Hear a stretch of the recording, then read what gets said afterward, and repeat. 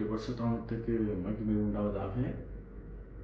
கர்த்தரிடம் பேசுவோம் என்ற தலைப்பிலே நாம் இந்த காணொலியை காணப்போகிறோம். எரேமியா 33:3 எல்லோருக்கும் தெரிந்த வசனம்.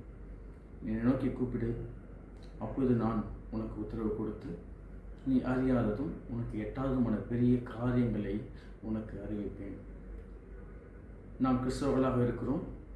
கிறிஸ்துவை உடையவனை கிறிஸ்தவன் என்று நாம் காண்கிறோம். ஆனால் கிறிஸ்துவை உடையவன் கிறிஸ்துவோடு பேசுகிறானா என்று பார்க்கும்போது கர்த்தரிடம் தன் குறைகளை சொல்லுவதில்லை. அப்போ இப்படிப்பட்ட காரியங்களை நாம் இருக்கும்பொழுது தேவன் எதையும் நமக்கு செய்ய இயலாது.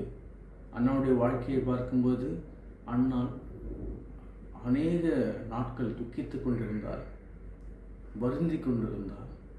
ஆனால் அந்த வருத்தத்தை கர்த்தருடைய சமூகத்திலே அவள் அறிவித்தாள்.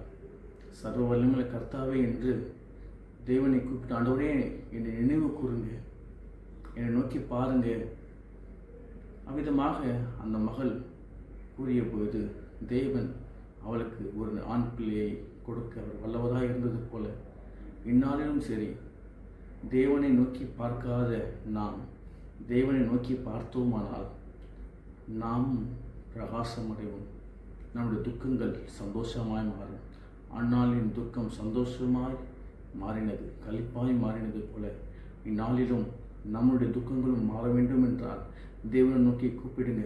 அப்பொழுது கர்த்தர் உங்களுக்கு உத்தரவு கொடுத்து நீங்கள் என்ன செய்ய வேண்டும், என்ன காரியங்கள் உங்களுக்கு உண்டாக வேண்டும் என்று கர்த்தர் தாமே எல்லாவற்றையும் செய்து முடிக்க வல்லவராக இருக்கிறார்.